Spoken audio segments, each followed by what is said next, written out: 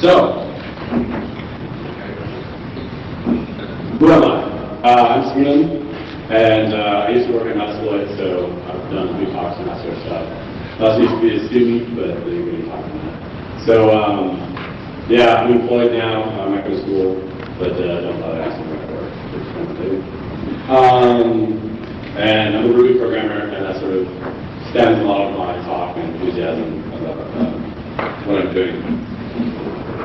And then first and foremost, just thanks to Matt Miller-Skate, who helped a lot with the ideas and some of the stuff in what you'll see, and everybody who made REcon possible. This is by far the best conference I've ever been to, so all of the staff and everybody who puts this together and pulled their head out for months. So,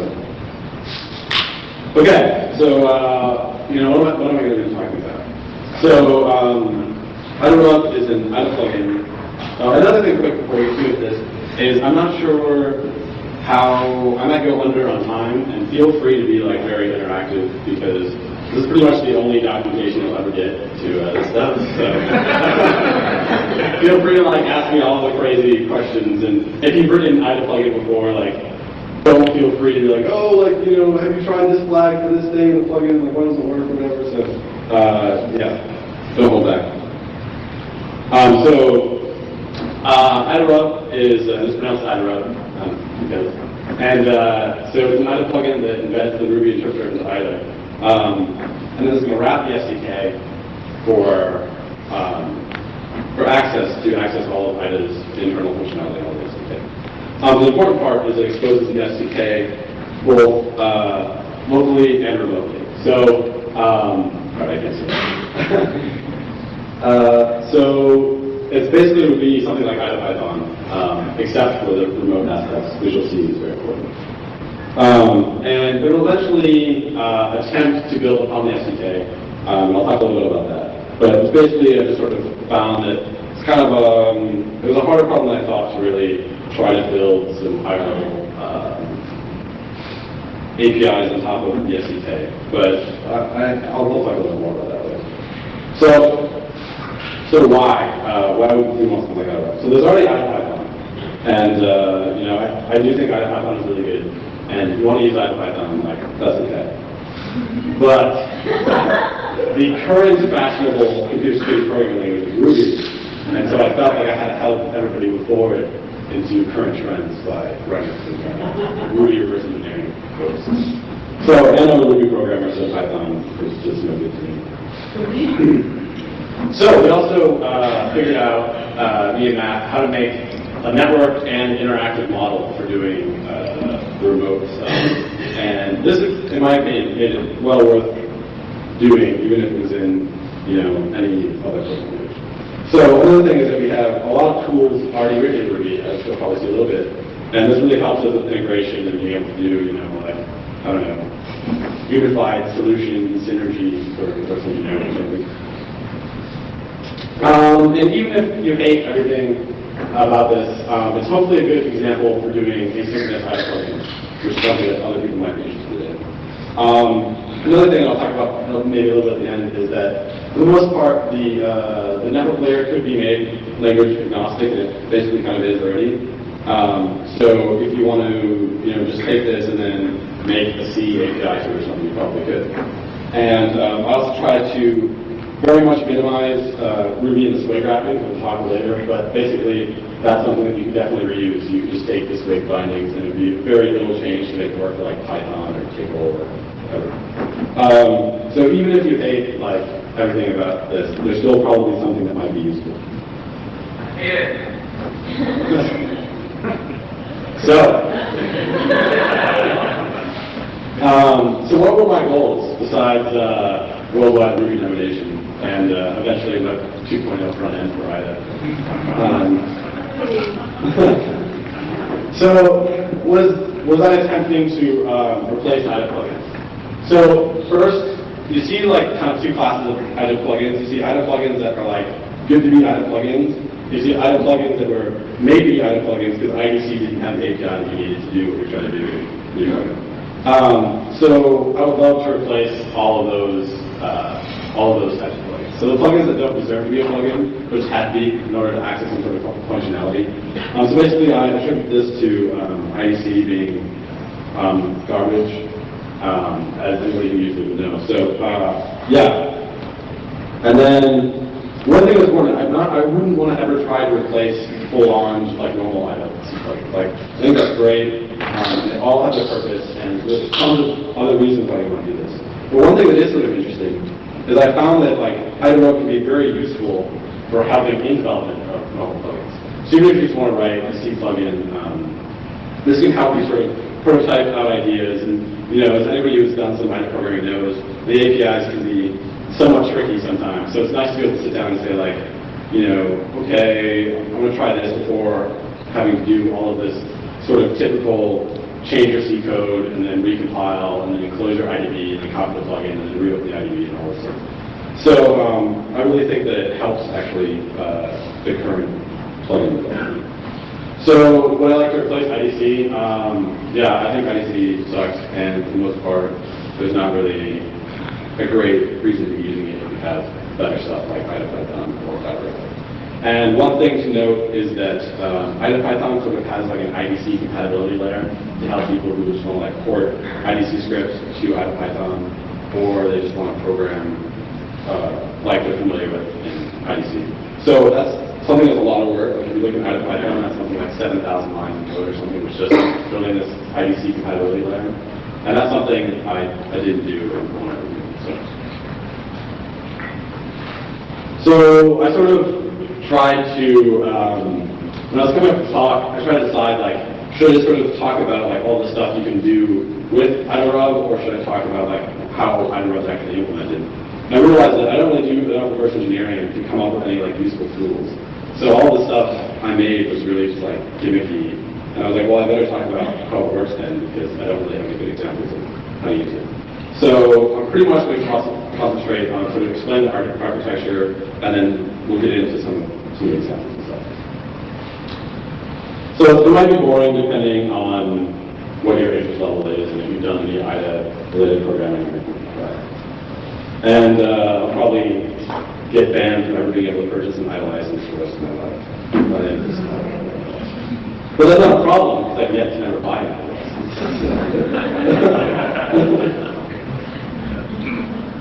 So, okay.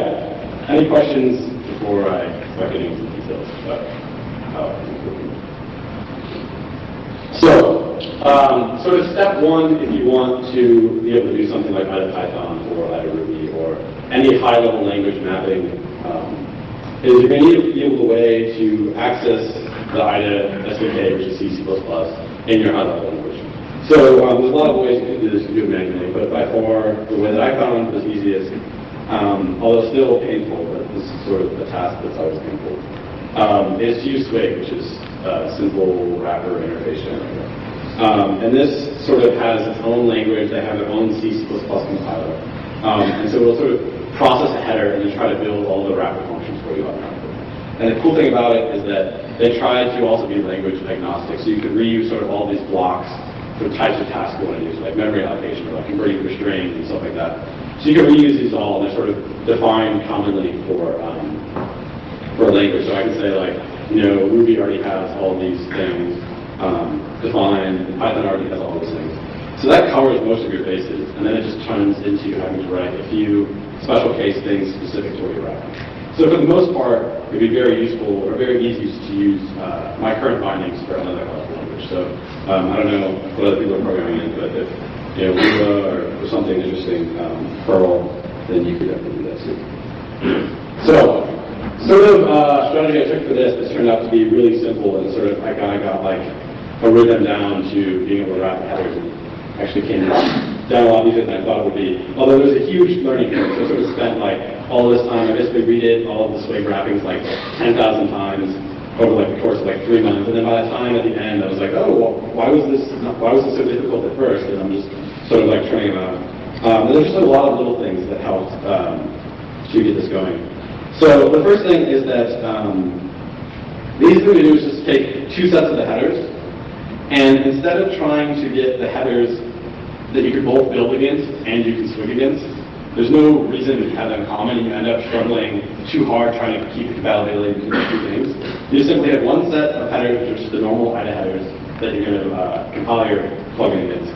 And then you just take a copy of that, and you completely modify whatever needs to be modified in order to please all of the Swig parsing in order to parse the headers and to build your wrapping functions.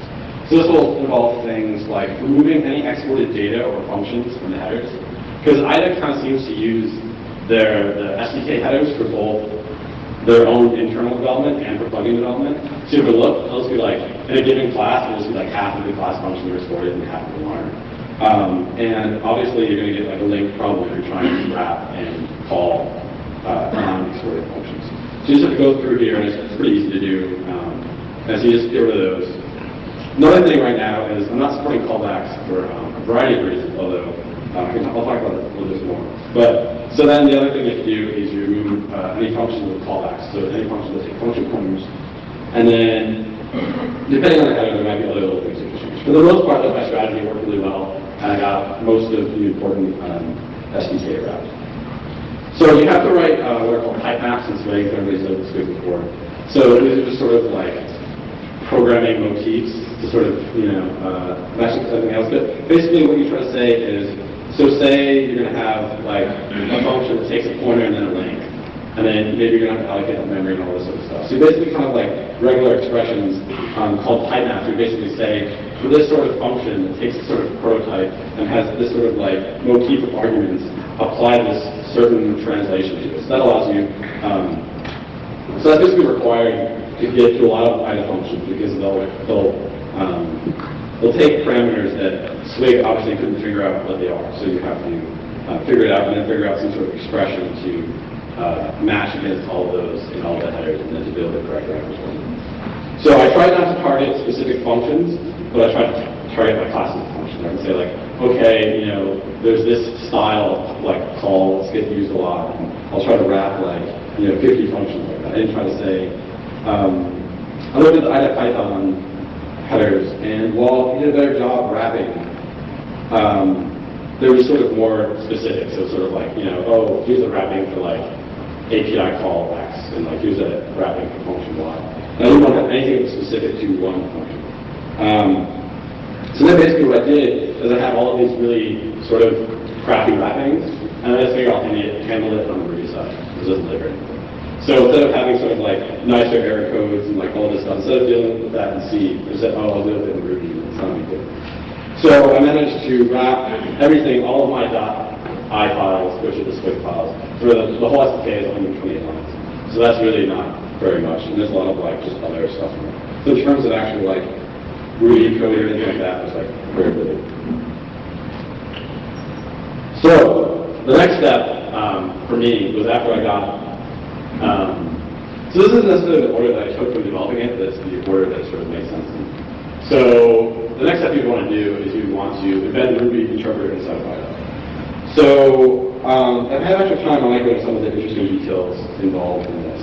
But for the most part, it wasn't that interesting, so I'll sort of skip over it.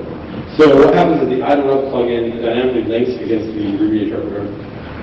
And then one important thing to note is that Ruby interpreter gets loaded just once, the first time you run the plugin, and it stays loaded, whether you close the IDE or whatever. So the Ruby interpreter just stays loaded for the entire life of that IDA process. So the way Swig generally works is it's designed to compile into a loadable module. So you have a .so or a .dll, and then you would load this into the interpreter.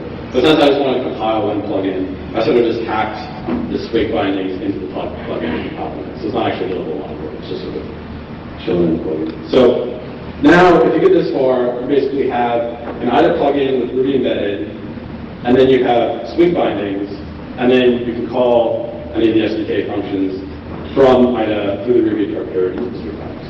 So if you just wanted local mode access, for example, like just what IDA Python does, you load a script locally into IDA, you could just stop here and you basically have that. So the important part would be supporting remote access, and this is where it gets more interesting.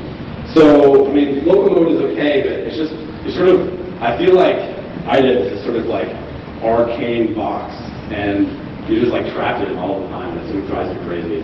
And that's sort of what I feel about like locum mode. Like whenever I see one of those like IDC pop-up boxes we have to type your script in, like for Python, it's just kind of like, it's not very cool, it shouldn't be the way it is. So, you know, I wanted to be cool, so we made it never. So basically, you just use a simple RPC-like mechanism to allow access to the SDK. And originally I tried to use something called DRB, which is distributed Ruby, which is sort of exactly what this is supposed to be. But it turns out that it's just really terribly written and had all sorts of issues that I couldn't deal with in order to get it. And especially dealing in the environment and being in IDA, it gets more complicated. But DRB was just like, I ended up trying to fix DRB, and I had like you know, 100 lines of patches on like a 300-line library, and so I just ended up writing my own little RPC thing. It's not too difficult. So what you do, or what I did, is I wrote my RPC thing in Ruby. So I have a server and a client, and I pretty much share all the RPC code.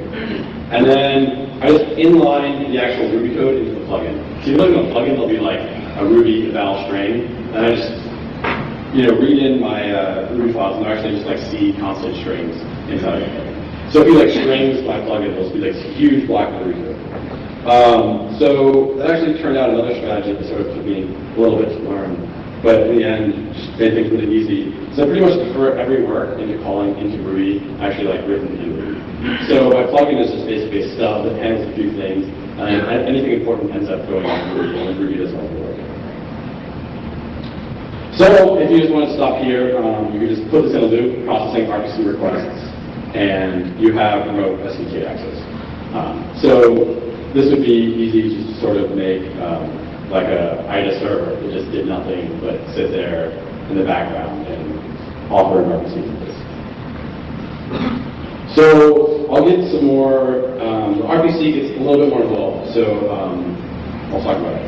So doing RPC in Ruby alone would be fairly straightforward, although when you mix in IDA and Swig, it gets a bit more complicated. So I use the built-in Ruby marshaller, which works really well. And the RPC mechanism is really simple. It's just sort of a request-response architecture. So one of the ideas behind this RPC, and DRB has the same concept, is sort of if you want to call a method, if you know like Microsoft RPC, they sort of have like an interface identifier and then all these functions exported. So you can do it that way. But another way you can do it is you can just, when you first connect to whatever RPC server you're connecting to, it returns you what's called the front object. And this is sort of the initial object that you'll be able to call any method through. So you can't just call any method that you want. You start with this object, and you can call methods in that object, and they might return other objects, and so forth. So this is sort of like the seed to accessing this. And then it's pretty simple. The way my little RPC protocol works is I just send an array that has like the object you're calling a method on, the method name, and the arguments. And you just get the results back. And they can either be successful, which in the case will have their values returned, or you can get an exception, and we'll also marshal that back and proxy it. So that's kind of cool. So I don't support callbacks, and that'll probably be a good question at the end if people want to ask more about it. But it's not that it's hard to do, I just didn't really have a reason to do it yet, and it's something that definitely can be done. So another important thing about the RPC concept is this concept called reference objects. So there's a lot of objects that would be returned from the server to the client and would make complete sense in the client. So these are kind of your primitive types. So if you call an IDA function that returns a string, you want to have a string on the client side. That makes sense. Same with integers, exception. It also turns out that these are really easy to marshal. So these are really easy to encode and send them in order. But so there's a lot of objects that don't really make sense on the client side. So pretty much all of the Swig classes, structures, all of the IDA structures and classes and all of that stuff, it doesn't really make any sense on the client side. Like what happens if you end up with a structure full of pointers like into some stuff in the server? It doesn't really make any sense. And the other thing that's probably more important reason why to do this is because they're difficult to marshal. So you already have these Swig bindings, and they're wrapping a lot of times like opaque pointers and opaque objects. You might just have some object that's returned from IDA. My RPC mechanism isn't going to know how to be able to code this all into a network format and send it over. So this is something like, this is why you have IDL files if you're doing like Microsoft RPC.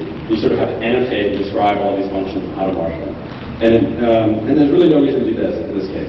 Another thing is that if you were to do it this way, this also requires the client to understand the definition of all the classes, what methods it has with attributes. So it ends up, you end up needing a smart client and a smart server, whereas in my design, you need a smart server and the client's like 20 bucks. So for non-primitives, basically what we do is you issue the client a reference to the object. And then, so the client never really has the object at all, it has this like reference to it. And then it can pass it back to the server, and the server will translate it back into real life. So this will work something like context handles, if you've ever done like Microsoft RPC. So sort of like that analogy, I couldn't think of something good, but for the less technical people in the crowd, it's like a valet for objects. So you sort of get back your little like red ticket with a number on it, and then you go to your party, you get wasted, and then you come back, you give the ticket back, and go back home. So some of the details about how this works. So when you call a function on the server is going to return a bunch of arguments to the client. So before the server returns those arguments to the client, it just walks all of the arguments, and then it's going to take any objects that it decides should be referenced, and then it just replaces them with reference objects. And all a reference object is it's just an object with a 4-byte ID, which is basically just the pointer in the server process. And this also makes it nice because I wrote a custom marshalling routine, so it's just like 4 bytes of network data, so it makes the reference object small and simple. So this is basically, if you've ever done reprogramming before, this is just the object ID of whatever object you're referencing. So then what the server does is it tracks all of these reference objects in a session-specific table. So there's a lot of design that went into this, that probably won't get talked about too much in the talk, but there's a lot of design that went into making both the client libraries thread safe and instance safe, so you can connect to multiple instances of IDA. And the same goes for the server. So you can connect 12,000 clients to the server, and there's no problem. And all of the reference objects are kept local to the connection. So there's just sort of this session-specific table that tracks reference objects. So every time the server wants to issue a reference, it will take the object, it will put it in this table, and it will replace the object with sort of a ticket, and it sends that back to the client. So then when the client gets any of these incoming reference objects, it also walks the return values. At any time it sees a reference object, it embeds its session object. So both the server and the client have session objects, and they correspond with like the transport layer. So whatever TCP connection, or you can extract it to do anything else. So the client will take any of these ref objects, which are just basically empty except for this 4 bytes, and then they embed a session object. So what that allows you to do, it allows you to call, it basically associates all of the objects with what connection it came in on. So if I have like 10 different like function objects in IDA on the client side, they can correspond to 10 different servers all over the world. And the information of the session is embedded into the reference object.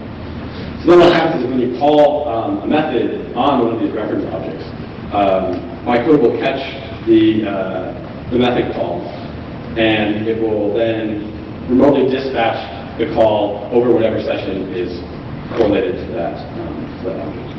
So this is all done in a thread-safe, object-specific way. So there's like, utexes or whatever over all of the session objects and stuff like that. So you can spawn like 1,000 threads and make all these RPC calls. It should work.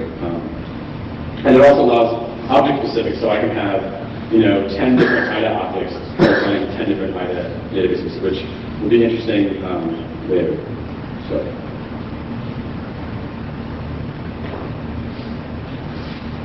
So there's some other sort of caveats that I might talk about if I have more time. But those sort of problems, for example, one big problem is going to be garbage collection. So if you return sort of a reference to an object to the client side, the server can't track that reference on the client. So it has no idea when it goes out of scope or when it stops being referenced. So the server, for the most part, has to just say, okay, so that's why I put it in a session table, so that the server can hold a reference to this object the entire life of the session. So basically it says, like, I have no idea if this guy's using it anymore, but I'm not going to run it to be safe.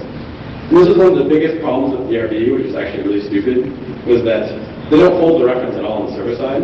So it's just sort of like luck of the draw. Because they also have like reference object side things, but you can just completely get your object garbage collected out from underneath you, and then you just like a client, you just say, hey, I want to call like a method and an object, and the server goes, oh, I don't know about that object anymore, so we got garbage collected. So that was something that was reported, and this is sort of what deals with that. But the caveat would be is if you're creating a lot of allocations and a lot of different objects, you might end up not really having memory leaks because they'll get freed eventually, but you're going to end up consuming a lot more. So sort of give you an idea of what this plugin is all about, because I've sort of been talking and not explaining it all. So I'll open just some database. It's ls on OS X. So it's just a normal thing. You can see that, I don't know if you guys can read this, but I can't really trace it on it. So you see IDARub is loaded. So then we can just run a plugin, I'll run it with the hotkey. And it pops up a little thing, and we can put in our IP address and stuff like that, and then we're just going to say start server, so it'll stay there. And then so you can see in the bottom it said IDARub server started on the port. So then everybody can, I'm going to like watch everybody's heads go back and forth. But over here, I will actually we'll connect first to computers first. So what I'm going to do is I'm just going to, there's this thing called IRB, which stands for Interactive Ruby. If everybody's familiar with Python, it's just the same as the interactive Python shell.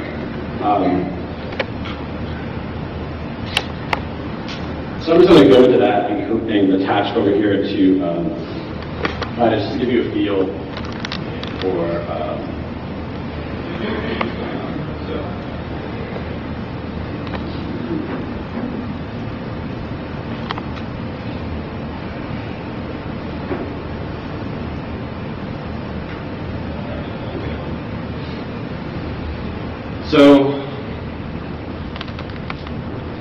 So I just wrote this little wrapper which just launches IRB for me and then connects and creates the object. So then I have this IDA object. And if you look at what class the IDA is, you can see that it is just a ref object. And if you look inside, you can see the internals of the object, and there's nothing really there. There's just sort of some mutexes and some like the reference ID you can see, which is actually the pointer. So basically what I have now is just sort of this like ticket I was talking about. And this ticket right now is the front object, and it corresponds to the entire swing wrapping of the IDA.ck. So if I just want to do something, I can just go like IDA.get screen get.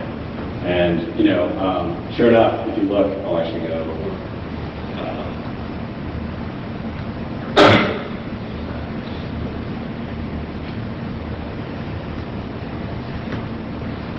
So you can see I'm currently at 1C 5B over here, and I can move down, and I can just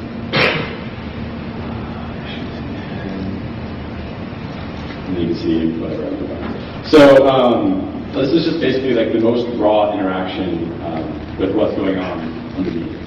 So this is the reference object, and everything is translated. Another cool thing is, say I say like IDA.method that doesn't exist.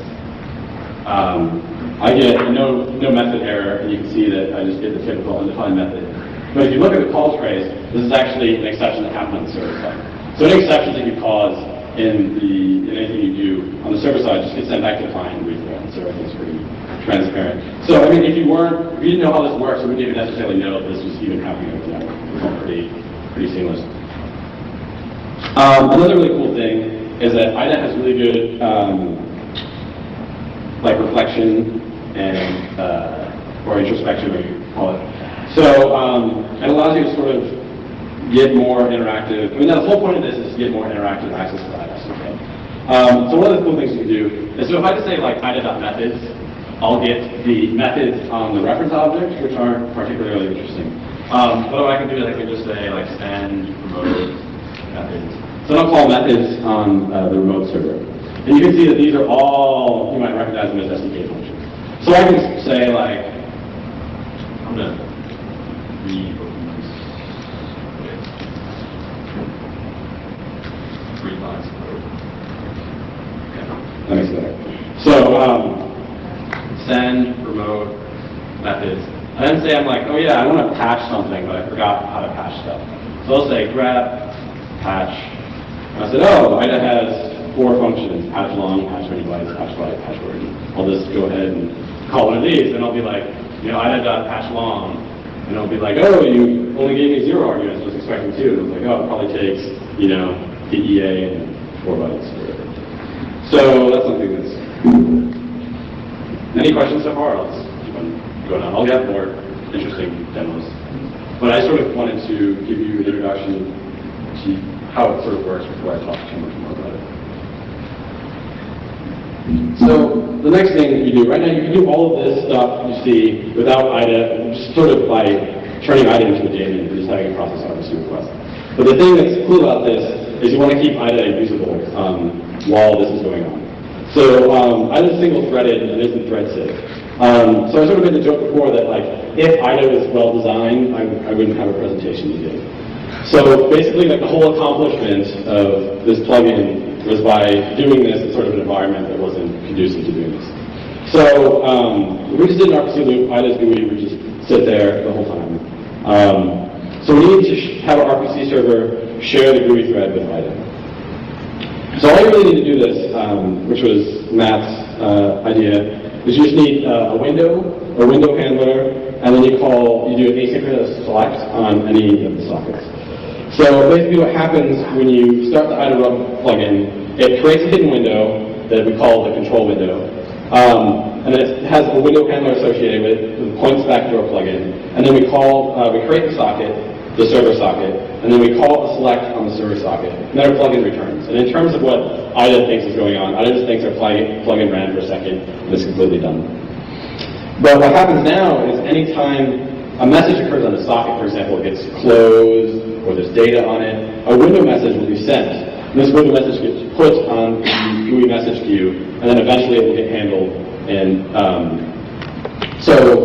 and then our handler gets called, and then we can do whatever we want to do. So we're basically sort of event-driven inside of IDA. So IDA's getting interrupted, but it's not like a signal because basically it gets put in this queue, and IDA only handles messages in this queue when it's sort of in its GUI processing loop. So basically, at the time we interrupt IDA, we know it's in a consistent state because we know it's basically inside of the IDA idle loop. So we know that IDA is not in the middle of unlinking the linked list or something like that, because our messages are only going to get handled when IDA says, okay, give me some more messages to him. So I don't know if people can see this, and this is sort of the diagram of doom, so I don't know how much time I'll spend on it anyway. But the point was just sort of to demonstrate the complexity of some of the stuff and then sort of how it all ties together. So you sort of have 6 shards here that probably aren't necessarily very visible. But so you have the IDA client, which is going to be written in Ruby. You have the network, and you have IDA itself, then you have my IDARub plugin, which you have the C component of it, then you have the IDARub plugin, which is written in Ruby, and then you have the Swig portion of it. So then say, I just say, actually I can just go over here, and I can just open the normal IRB.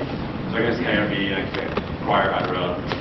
And I can just say session equals IDARub new client, and I can just say 192.168.0.1. And then, so what that just happened, that was this first line right here. It was called new client. So it was connected to the socket. This sent a window message to IDA. That eventually got dispatched to my plugin window handler. It called accept client my plugin, which turned around and called plugin accept in Ruby, in actual Ruby code. And then that handles all of the setup and stuff like that. So then what happens is, when plugin accept is called, it creates a new server, and then it dumps back the front object. And then all this data comes back to the network, and then the function returns, which is that little arrow. So now we have this session object over here, which corresponds to the transport. As you can see, it says IDARub, remote rub, client TCP session. So this is my TCP session. And then if I just call session.front, which is my front object, this is the ref object that corresponds to the IDA SDK. So then you might want to set up, for example, say IDA.get screen EA.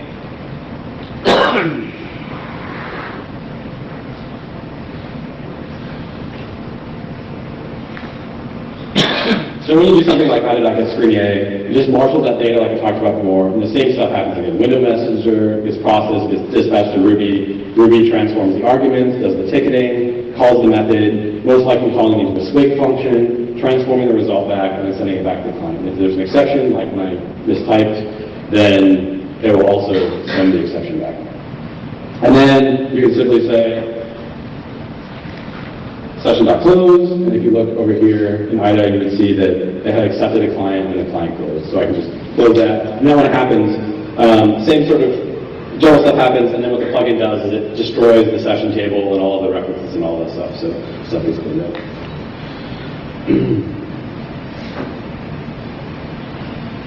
So, additional considerations before I go into demos. So one big thing that you should immediately realize when you see a model like this is going to be performance.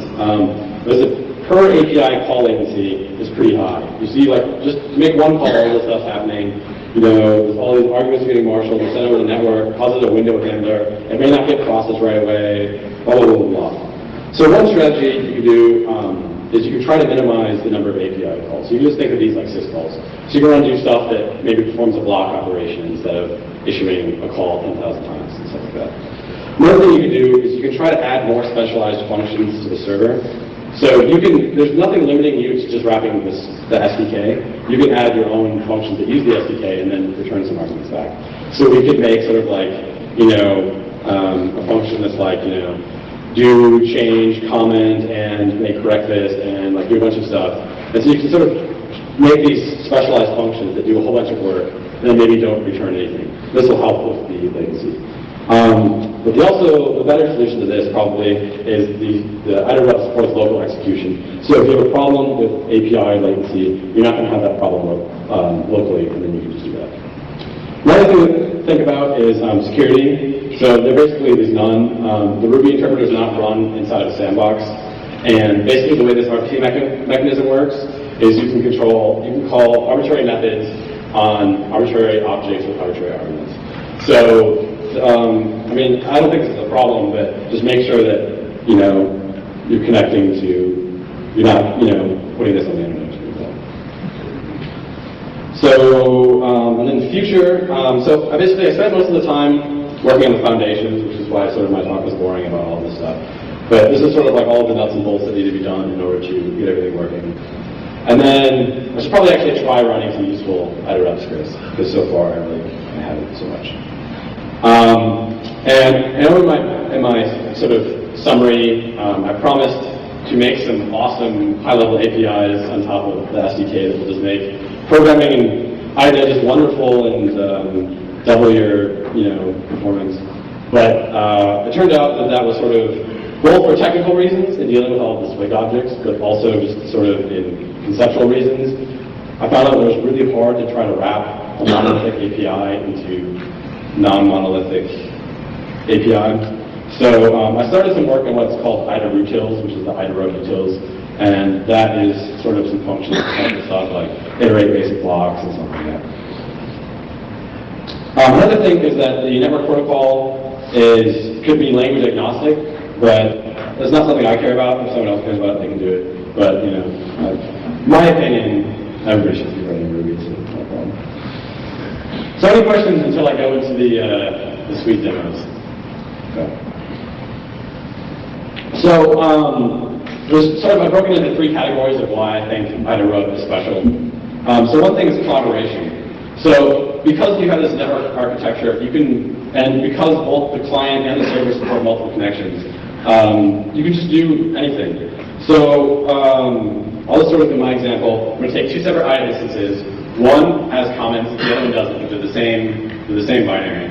And then I'm just going to force the comments from one into the other, just by connecting to both of them and then forwarding the comments. So, you know, if you wanted this to be, you know, very decent groundwork for doing something like IDA sync. So, I'll just go ahead and show that.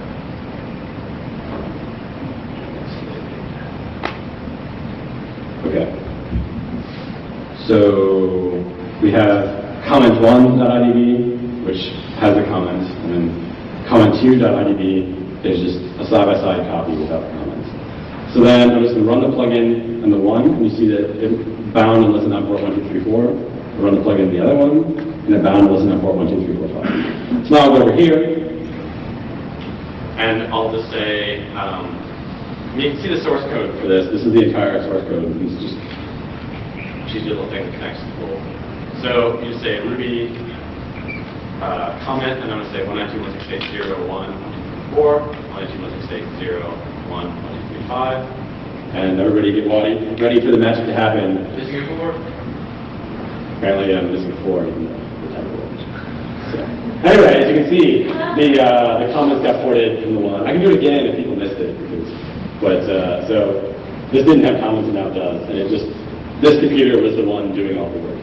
So that's sort of one collaboration aspect that I think is special about doing it this way. So another thing would just be tool integration, and that's one of the important things that we did. One of the important things I thought about doing it this way. So everybody saw PyMay and sort of debugger integration and all this sort of stuff. So I sort of last night was like, oh, I can do some of that sort of stuff with all the stuff that we already have. So let me just do it quick, and it was pretty easy to do. So I'll actually do the just to be a jerk. I'll even do it on Minesweeper. So I'll open Minesweeper, and so and then another thing I'll do is I'll run Minesweeper. Okay, so then I'll start the plugin over here. And so say I'm reversing and I said, oh, hey, this is some data that we don't know what it is because, it's not done statically. And I really want to know what the value of this keyword is. So you can just wrote this little script that just connects to interpreter, which is something else we wrote, and it connects to the process, does all this magic, and then so basically you just say resolve data 192.168.0.1, 192.168.0.1. So you can even run WinMine on a different machine if you really want to. But so what's going to happen is, ta-da, it connected, it found the WinMine process running. It was running a PID 22320, had an image base of this, and I could rebase it if I wanted to or something. Had one thread. It found the current IDA position cursor at 5954, and then pulled out that keyword and put it into my database. So you can see that over here, this is the value of that. So I can just sort of keep on running this as I go down to new ones, and it'll keep on sort of adding the value of these keywords into my database. And then if you don't believe me, I can just sort of go over here, I can connect, I can say, you can see sure enough, this is the value in memory OX68, which corresponds to that. Okay, so that's one example of integration. Okay, so then another thing that I thought was pretty cool, and I was working on something, was this demo's more interesting. So, over here, say GDB/BNLS, and I happen to have this analyze over here, and actually before I do that, I should go quit, export,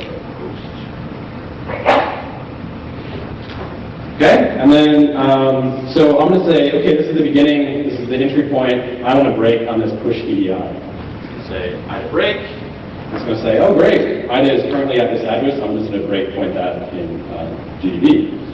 Now we could run, and it's going to run, and it's going to say, okay, now I broke, and I'm at push EDI, which corresponds in this database, and so you can see that, sure enough, so now I'll just say, all right, I want to step along here in GDB, and I'm just going to sort of follow it around in IDA as I step in GDB. And I'm going to say, okay, now at this test instruction, what's the value of EAX? I say, oh, EAX is that. So I'm going to say, oh, okay, like IDA comment, EAX is some sweet ass value. And then IDA's going to turn around and set a comment and says, oh yeah, this is some place where, and this is obviously on my Mac, so this is no smoke and mirrors. And then I can just keep on stepping and sort of follow this into the call. I just jumped into a library, so I can't follow it. But anyway, I'm trying to think if there was any other coolness in that demo.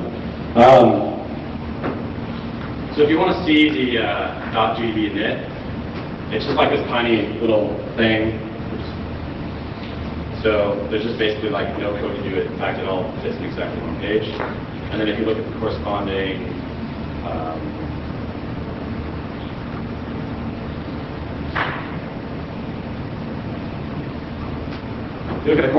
Ruby script over there, you can also see that it's just really simple. In fact, it also fits in one page.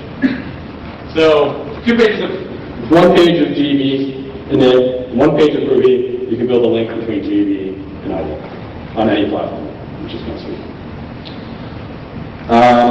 So another thing, don't have time to demo this, and it's not particularly interesting. But I had this thing called Cuddle, which will sort of, it's like muddle or unmiddle or any of that stuff. It'll take an RPC DLL and then give you the interface for it. The important part is this is like 3.3K lines of code.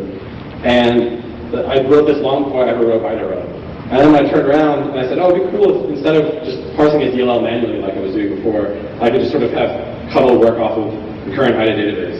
So then, with 80 lines, I just wrote this little adapter that instead of going to the DLL, it goes to IDA. And then now, instead of running Cuddle, blah.dll, I just run Cuddle, IP port, and you can, trust me, it works, but I don't have time to do that. So, and in the future, you can do better integration, like adding function comments, marks. And so this would be something similar to like MIDA, except I don't have to write it in C. So I sort of talked about integration, collaboration, and now I'm going to talk about interaction. So I'm just going to go back over here to some random function. So let's say this guy. So one important part about this, as I was saying, is that IDA doesn't block while the plugin is running.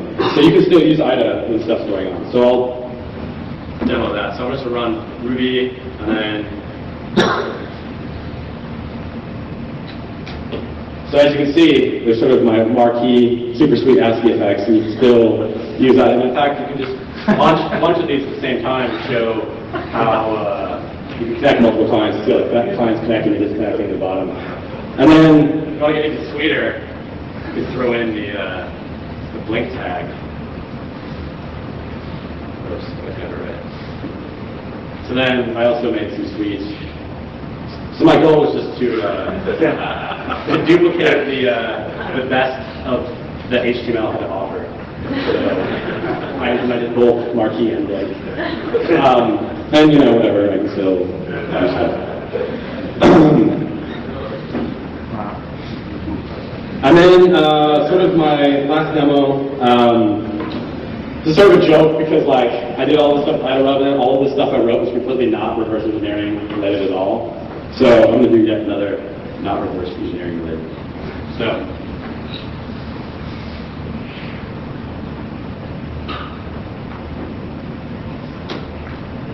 So I just wrote a little game of life quick that runs in the function comment, and you can still use IDA and blah blah blah, and you can just watch the little civilizations going on.